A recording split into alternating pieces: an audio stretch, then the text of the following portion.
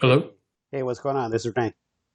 Hey, how's it going? I'm doing fantastic. Dennis from Ghostbat. Thank you for joining me today. No problem. Thanks for having me.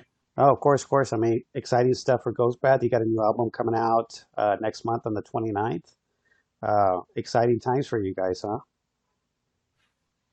Yeah, it's been a long, long process of writing, recording, preparing everything. So it'll be cool once it's finally out there in the world for people. Yeah. Now, do you think, I know, unfortunately, of course, we've had this pandemic and a lot of people have been using that time to kind of hone in their craft and make the albums a little bit more than their previous ones. Do you think that happened with this one? I mean, the process was always going to be different because I brought in, the other band members to help write it, compared to just myself writing it like I have with the previous material. But it definitely like drew out the process. I lived 8 hours away from the studio from the other guys in the band. I was in North Dakota. They're in Minneapolis, Minnesota. And so we just would, send files back and forth. Once or twice a month, I'd drive out there and we'd get together in a room and work on it. So, yeah, it was just like a mixed bag of different things we did to write the album. And we just weren't in a big rush because we knew we wouldn't be able to tour on it right away anyway. So we just took our time. Um, but we made sure we were getting it done. Like I didn't want it to be a process that was just taking forever, where you start to overthink things and change too much as you go. So yeah, I think we found a good pace, and I think overall, just from the first song we wrote to the last, is probably about a year and a half process. That's quite a bit. Now, was there any particular reason that you wanted to collaborate with everybody else as opposed to before? Um, that was sort of a plan. Moon Lover, I wrote everything and recorded everything.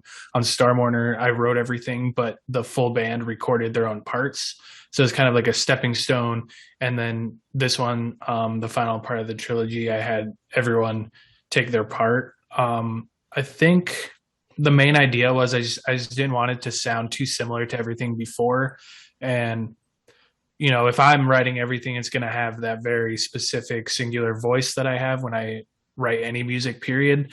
And so bringing them in, I think it just helped differentiate it enough so it wasn't just, the same album as, Star Mourner or Moon Lover.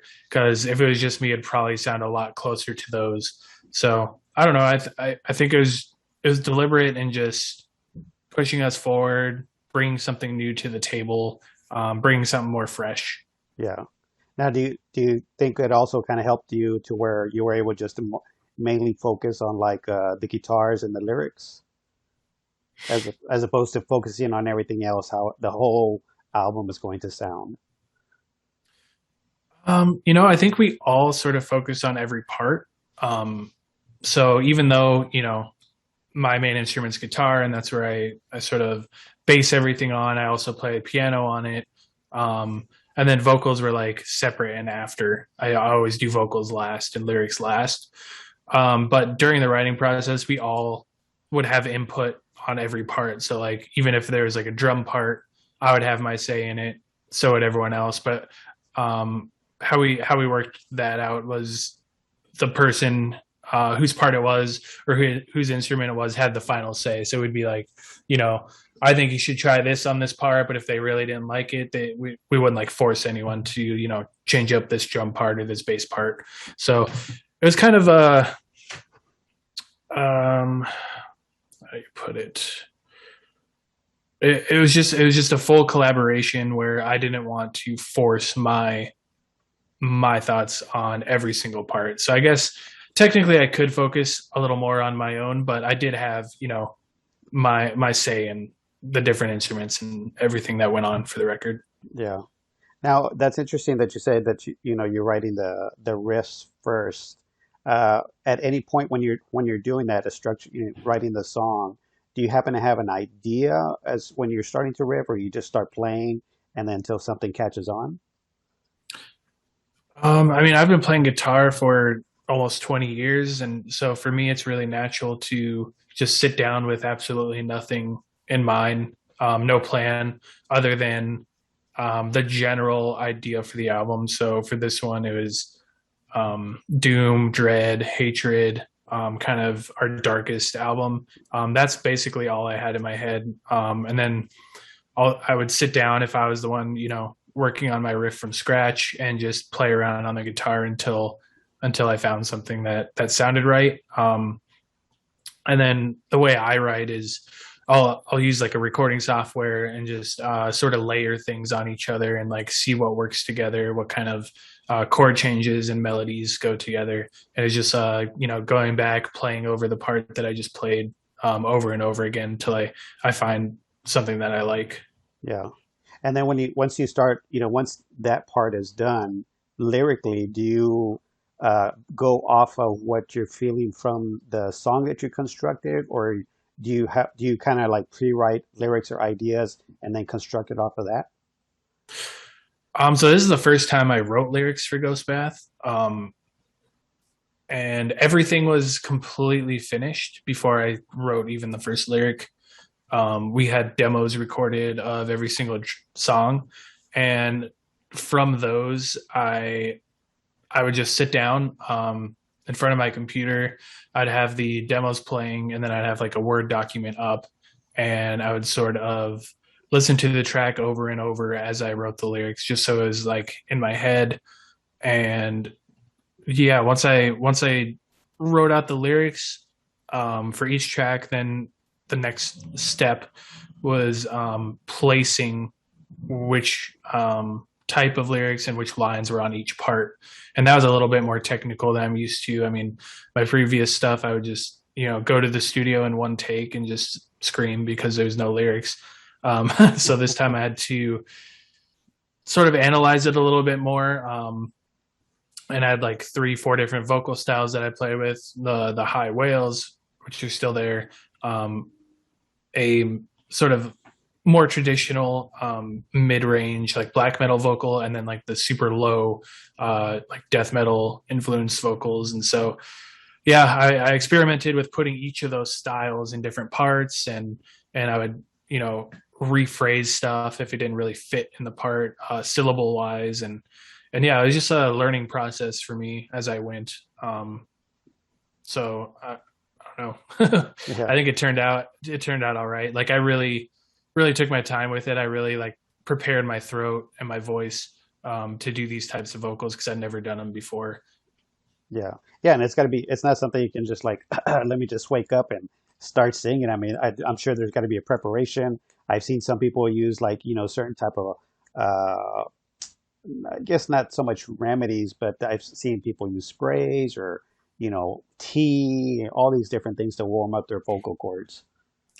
Yeah, I've tried all that when I was doing my just the high pitch vocals. That would just kill my throat. Like I would lose my voice every single tour at least for a week of shows. um, so that was kind of part of the reason why I wanted to change it up, because I just knew it wasn't good for my throat and it wasn't good for the live show if I couldn't even do the screams. I remember the day before Bloodstock, my throat was just completely gone, and it was in the UK, and they had like tea in the room. I was just like sipping down as hot of tea as I could, doing anything I could to get my my throat Yeah. to produce some vocals. But this time around, I read up a lot. I tried a bunch of different things. Like I would drink a ton of water. I would warm up by singing, even though it's screaming vocals. That actually helps loosen up your throat. And I stopped drinking alcohol because I like dries you out pretty hard. So I had like a sort of a regimen I was following for about 2 months prior to when I actually went into the studio to record, just to make sure my throat was in the best condition possible. Yeah, yeah, for sure. Yeah, especially because, another thing, you haven't been like touring constantly using that, of course the throat's a muscles, tissue and being exercised. So yeah, it's going to take a little bit longer as opposed to being on the road, constantly doing it. You can doesn't take you longer to warm up and you're good to go. Yeah. I just knew I had to change up what I was doing. I mean, both just to give the record a new fresh sort of sound, something different, but also just to help with my throat, my longevity, being able to go on the road and actually do all the tracks.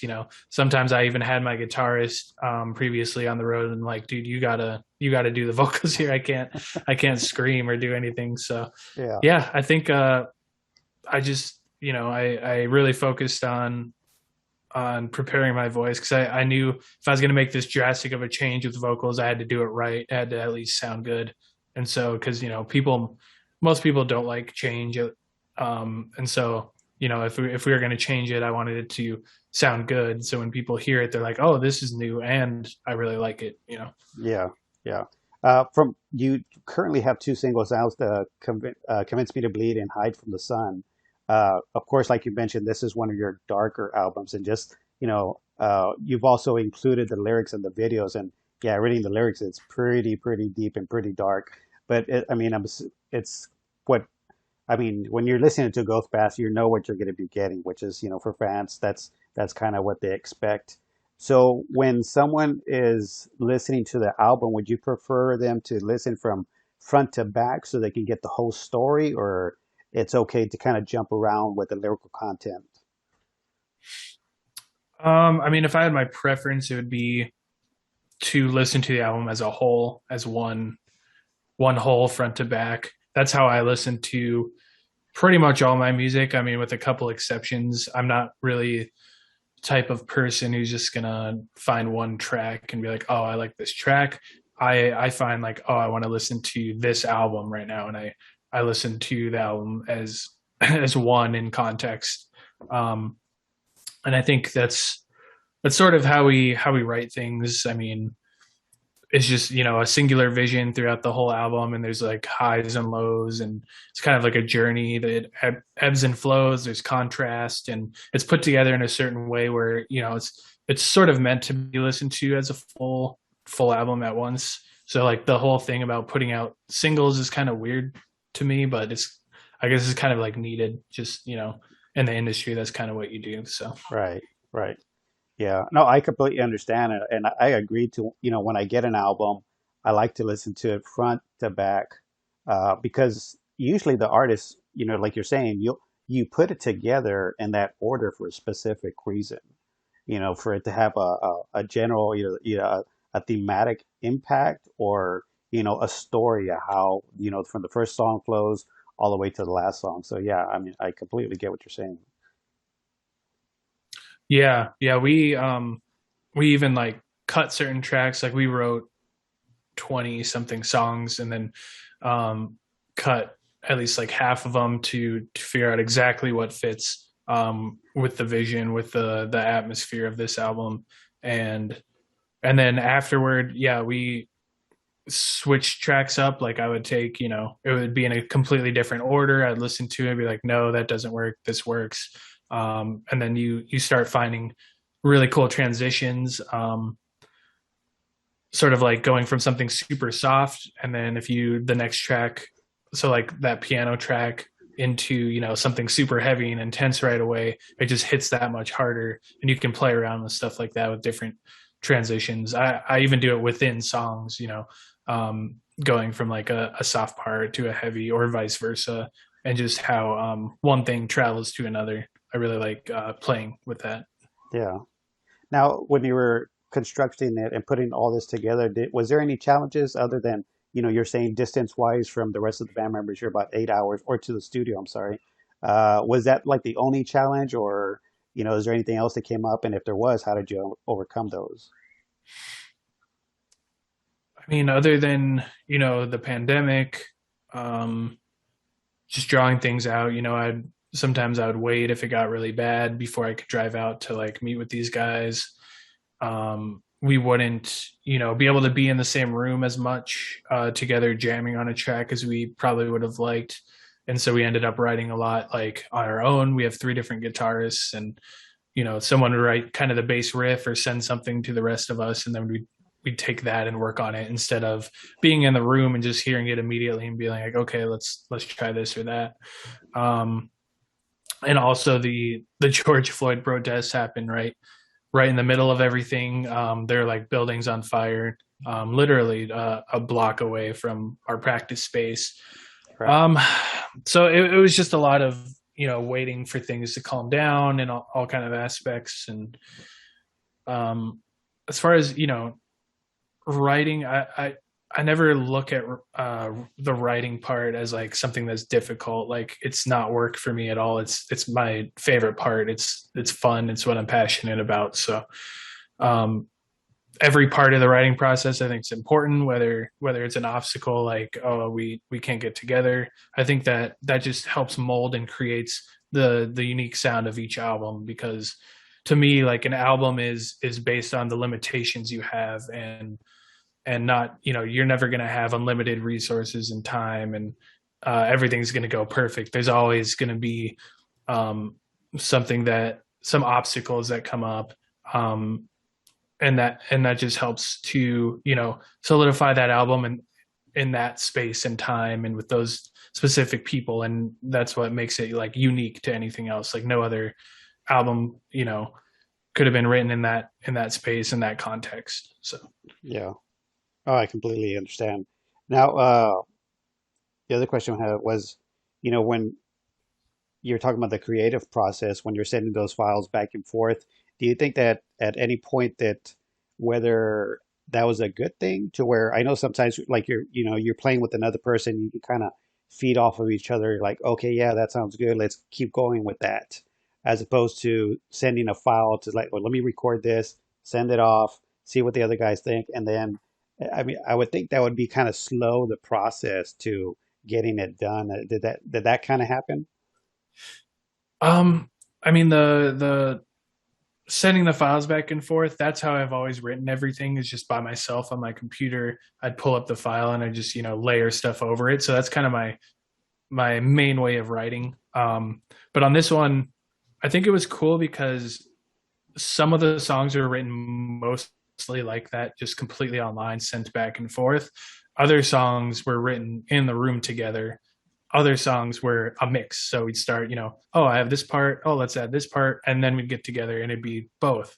So I think it helped vary up the sound of the album a lot more. And so not every track didn't have the exact same feel. Like it's not just like a one note type thing. And we even wrote one of the songs, we were like, okay, here's the one riff, we're just going to write the entire track in the studio. And so that was an even different experience. We did that with shoot, what is that track called? Sinew and Vein. That one, there you go. That one was written, we just came up with like one or two riffs, and then the rest of it we just did in the studio together. So I think it was cool to have sort of that mixed bag of different ways of writing each track, and it just helped. So you weren't just listening to the album and it was just like one continuous track. It had some variance to it. Yeah. Now, when it comes to, I guess you're kind of in the mixture of like doom metal and black metal mixture. Uh, and there's a lot of bands out there that are doing some similar, but how do you think that Ghost Bath has kind of separated themselves and kind of being able to stand out from the rest of the crowd? I think I just write what I like no matter what. I'm not trying to fit into a certain genre ever. And I'm coming from a way different background than a lot of people when it comes to music. Like I grew up in the Midwest in a tiny town where, I wasn't going to large metal shows or pretty much any metal shows growing up. So I didn't really have those kinds of influences on me. So I really stick to that mold. Like for me, I grew up with a lot of melodic, hardcore type stuff, noisy, hardcore, emo, Midwest emo. Like all this sort of music has a lot of melody, a lot of chord changes, a lot of tapping guitar, and I think that just comes out naturally when I'm writing a song. And I don't think too many other people have that sort of experience growing up. Like they were going to, if they lived in any kind of major city, they could go to like a Metallica show or Trivium or whoever, whatever big band at the time. And so they have like sort of that as their roots. And I think my roots just come from a totally different place. Not many people grew up in North Dakota and came out with a metal band. I mean, there are some, but um, yeah. So I think that just colors the music differently, and then I'm not trying to, I don't go into writing a song like, oh, I want to sound like this band or I want to sound like this kind of black metal. Like it's normally just okay, this is the mood, this is the atmosphere, and then whatever comes out on the guitar, that that that's what I use, whatever sounds good to me. So Yeah. And that's interesting that, you're saying that you kind of listen to the melodic hardcore and you yourself are not, per se making like that type of music. I used to like I had a previous band to this who was like a melodic hardcore type band, and I think using that as an influence, and putting it into black metal just gives it sort of a unique take. Um, I mean, the first band that really inspired me to start Ghostbath was Agalloch. So I guess they share a little bit more in common than like traditional black metal does to melodic hardcore because they have a lot of melody in their riffs and a lot of lead guitar parts. I really like that. But yeah, yeah, I think over time I kind of learned that my my upbringing and my musical surroundings were a lot different than people, and I kind of like that. Like I don't like being just like everyone else or sounding just like everyone else. So it's Yeah. not a problem for me to sort of be the odd man out, I Yeah. guess. Yeah. But that's good though that, you're bringing uh, that type of influence because it's hard to distinguish between different bands, but when you're able to play what you like, it's individualistic, it's different. Uh, for myself as a fan, when I hear something that's got a little bit of melody to it, it's easier to remember that part of the song. You know what I mean? Mhm. Not that the musician that you're doing it on purpose, but it stands out more instead of just something that's just like completely in your face nonstop, just a blast, without any melody. And then the next song is exactly like that. It's hard to differentiate with those two songs. But, doing, like you said, the ebbs and flows and, having the different tempos, the different types of melodies will make that song stand out and easier to recall, shout to, whatever, I think that's a good balance. Yeah, those I think those parts are definitely important. You saying that reminded me on our first time touring out in Europe, we played a festival in a Transylvanian fortress. um, it was really cool. But Oh yeah. we played with a band called Sylvain, who's sort of Oh an yeah. atmospheric black metal band, Yep. and the drummer for her band was Stefan from Alcest Niche, and we were talking backstage, and I just remember him saying like, I really think melody is super important for this type of black metal. I was like, yeah, like we connected on that, and um, yeah, so I definitely agree, and I think these types of bands are conscious of it. You want something like maybe not that you want it memorable, but you just want it to feel a certain way when you listen to it, and it'll distinguish itself from other parts. Like if you're just constantly one note, not literally one note, but I just mean one singular sound or intensity or tempo. It's going to get lost eventually, and all the songs are going to kind of sound the same. Yeah. I never want to write anything like that, so I've always tried to change up the parts and give it a good contrast as it goes. Yeah. No, I understand what you're saying. And it's funny that you mentioned Alcest because for a bit there, I mean, myself, I mean, I've, not that I'm like, I guess I grew up with like hardcore punk, the death metal, thrash, and all that stuff. And for a while, some black metal, doom metal wasn't that appealing to me until I started listening to Alcest, and it's like, okay, there's melody here. And after a while, it's like, okay, now I understand the attraction to this, uh, and it made it easier. Now I'm branching off to all different things, of course, once you pick up one album, you're like, okay, I'm going to backtrack on the catalog. Okay, what else is similar to this? So yeah, I completely understand it. It's a good thing that bands are doing that and realizing the importance to have, some melody and changing it up. Mm-hmm. Yeah, I like that combination. I really there's actually one track on my last with my last band. We were called I Apparatus. The album's called Ebola and the Botanist, if you wanted to check it out. But there's kind of a heavy dissonant part where the chords are all like sounding kind of sour, and then our guitarist just started playing this like really pretty melody over it. I just thought that was the coolest thing ever. I like wanted to like recreate that a lot. And so yeah, I just love that contrast of like something heavy and dark, but at the same time like pretty. And like to be able to pull that off is really just creates really cool moments for me in my Yeah. head when I listen to it or when I'm writing it. Oh yeah, for sure. Definitely makes it memorable, you know. Yeah, and it's hard to replicate, you know, when you find Mhm. that piece of magical, you know it when you hear it, and it's very hard to whether to number one produce it, and then number two to try to replicate it not in the exact same way, but that same type of essence. Yeah, it definitely is. And I don't know. For me, it's kind of become more of a natural thing as I do it more. As with probably anything, with practice, you get better at it, and um, you can play around with it more, and it becomes more second nature than something you're trying to intentionally do. It just kind of starts to come out naturally when you're writing stuff. So. Yeah, very cool. So, of course, you have the album coming out on the 29th. Are you going to be releasing, if you're able to talk about it, another single before the album drops? Yeah, there's gonna be one more track. I think it comes out October 1st Oh, okay, very cool. Oh, on a right Friday. So um, I next think week. that one.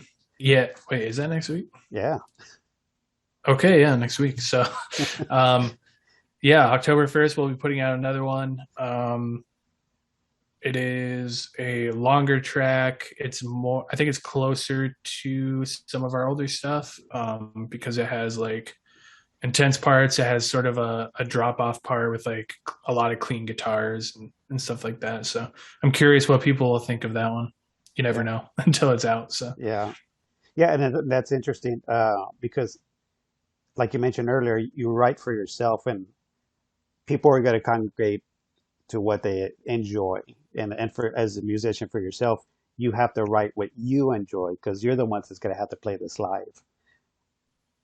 yeah, exactly. And that's been what I've done since the beginning of the band because the plan was never to be a touring band, to get signed, to do any of this. Like the plan was I was writing it, I'd quit my previous band to just go back to school full time. And the Ghost Bath was just like a solo project I did on the side just because I enjoyed it. And so, yeah, just from the very beginning, yeah, I've just been writing it for myself. And it just seems that a lot of people connected with it. And, I think when you write what you like, when you write what you're passionate about, people can tell like intuitively like that's what you're doing. You're not like forcing anything. And so I think people are just drawn to it and from there, yeah, we got to where we are now. But yeah, my philosophy has always been, write what I like and then the rest will come. Like don't try to force anything that's just not you, that's not honest. So Right. Yeah. Yeah, you're 100% right. People will know if you're being genuine with your music. or just with any art, Oh like yeah. visual art, books, like anything. I can, it's something you can tell because when somebody likes something, they just put in. There's like that certain little bit of magic in there that's hard to explain, but it's something that all people can sort of connect with and just probably on more of on like a subconscious level. Like they just know in the back of their head, like, oh, okay, like this is what this person loves doing, and I can really tell. Yeah, for sure. So, with this album, uh, you got pre-orders up. Anything else that fans can do to help support Ghost Path? I mean, just listen to the music. That's all I all I really want. I mean, once it's out there, it's your guys's. So check it out. And if I could make any recommendations, it'd be listen to it front to back because that's kind of how it was written. So yeah, on October 29th, just give it a listen wherever you want. Doesn't matter. Yeah. And it's got to be an amazing feeling too, to know that this is, the third album in the trilogy, that you've gotten this far and people are enjoying your music. Yeah. I had that realization like a long time ago with Funeral, and that's why I made the decision to, go to a studio after that. I just saw more people connecting with what I was doing than anything I had done previous, and I was like, okay, I gotta do something with this, and so that's when I did Moon Lover. I went drove to the studio. It was 24 hours away drive in Michigan by myself, and then I recorded it in like 3 days, and yeah, the rest is history. Very good. Good for the fans to know, and good for the fans that you're still producing music. So, Dennis, before we finish up, anything else that you would like to promote? Anything else that we haven't covered so far before we finish up? Um, Not that I can think of. Just check out the album. That's it. October 29th. Hell yeah. All right. Oh, I guess that one other question I was thinking, because the album is going to drop, stuff is, slowly opening up. Any tour plans for maybe the fall or the spring? I wish. Nope.